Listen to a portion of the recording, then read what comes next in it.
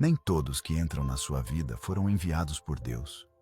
E talvez, sem perceber, você esteja ajudando pessoas que, na verdade, estão bloqueando as suas bênçãos.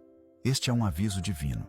Preste atenção, porque existem 7 tipos de pessoas que você não deve ajudar. Se você insiste em sustentá-las, o preço pode ser alto. Sua paz, sua fé e até o cumprimento do propósito que Deus preparou para você. Número 1. Os impenitentes. Não ajude alguém que se recusa a mudar. Se a pessoa não se arrepende do pecado, seu apoio não é bênção, é prisão. Você pensa que está estendendo a mão, mas está, na verdade, fortalecendo a rebeldia. É como construir uma escada para alguém que não tem intenção de subir. E lembre-se, quando você insiste em carregar quem não quer se levantar, é você quem acaba caindo junto. O apóstolo Paulo já disse: não vos enganeis. As más companhias corrompem os bons costumes. Se alguém insiste em viver no pecado, o melhor que você pode fazer é entregar essa pessoa nas mãos de Deus. Só Ele pode transformar um coração endurecido. Deus não quer que você se confunda com aparências. Ele quer que você reconheça padrões, não apenas personalidades. Provérbios 26:11 diz: como o cão retorna ao seu vômito, assim o tolo repete a sua tolice. Se alguém já recebeu a verdade, já provou da graça, já teve oportunidades de crescer, mas mesmo assim escolhe a rebelião. Não é a sua mão que vai transformá-los. Número 2. O manipulador.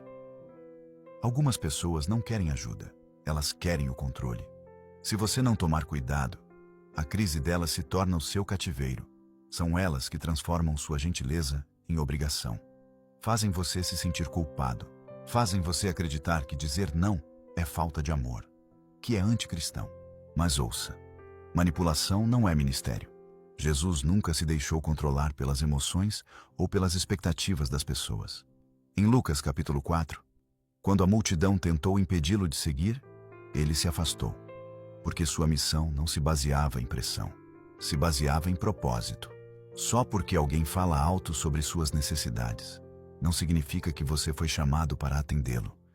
Se ajudar alguém custa sua paz, seu propósito ou sua identidade, isso não é ajuda, isso é uma armadilha.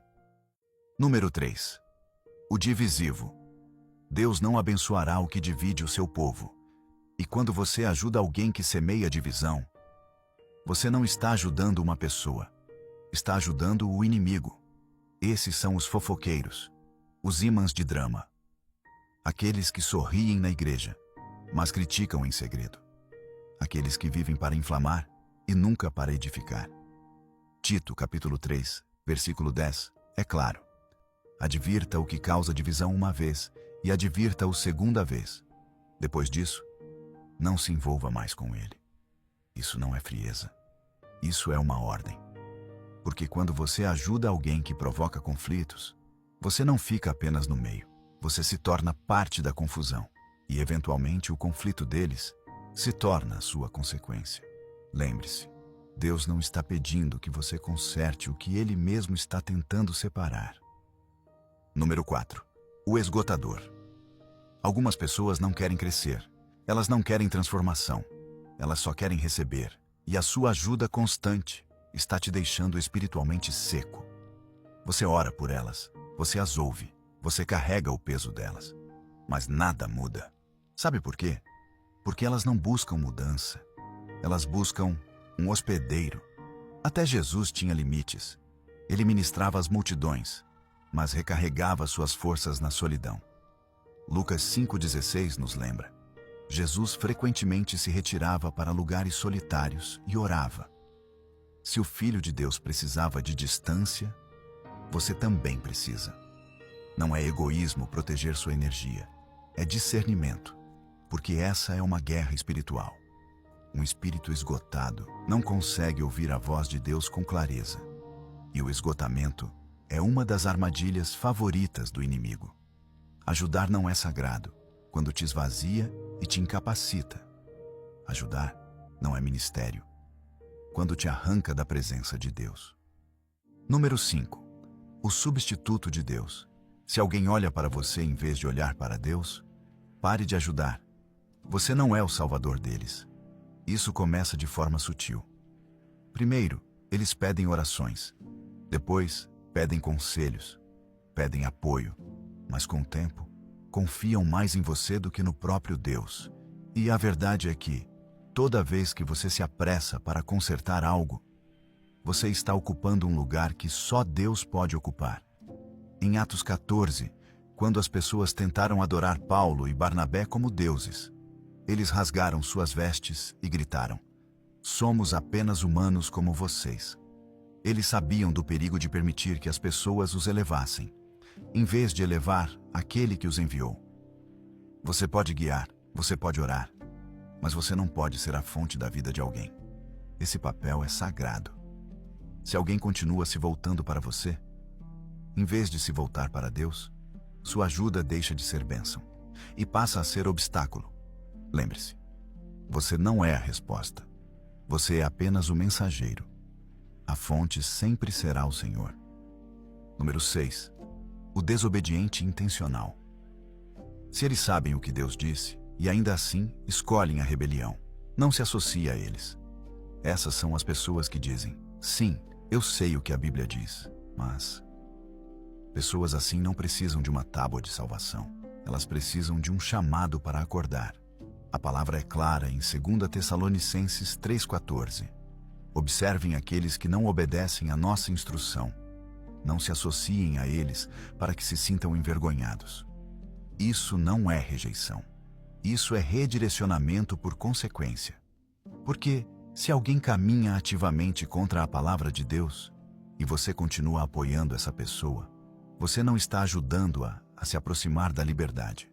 Você está apenas tornando o caminho da destruição mais confortável. Ame-o sim, ore por ele, mas não ande ao lado de quem insiste em se afastar de Deus. A sua companhia não pode se tornar o combustível da rebeldia de ninguém. Número 7. O bloqueador de tarefas. Algumas pessoas não fazem parte do seu chamado. Elas são uma distração. Elas podem não ser tóxicas, podem não ser rebeldes, mas não estão alinhadas com o que Deus tem para você. E se você não tomar cuidado, sua compaixão pode te manter em um lugar que Deus já disse para você deixar. Em Gênesis capítulo 12, Deus disse a Abrão: "Deixe sua terra, seu povo e a casa de seu pai." Mas Abrão trouxe Ló. E foi somente quando Ló partiu que Deus lhe deu a visão completa do seu futuro. Às vezes, as pessoas erradas não são más. São apenas um peso extra. Não confunda lealdade com obediência. Quando Deus diz "vá", você não precisa da permissão de todos. Você precisa apenas da direção dele. Algumas das pessoas que você insiste em carregar são exatamente aquelas que Deus está tentando remover do seu caminho. A questão não é se vale a pena salvá-los. A questão é: você está disposto a obedecer, mesmo que pareça que está indo embora? Ajudar a pessoa errada pode parecer sagrado, mas desobediência, mesmo com boas intenções, ainda é desobediência. Leve isso à oração. Pergunte ao Senhor: quem eu tenho carregado? Que o Senhor nunca me pediu para carregar,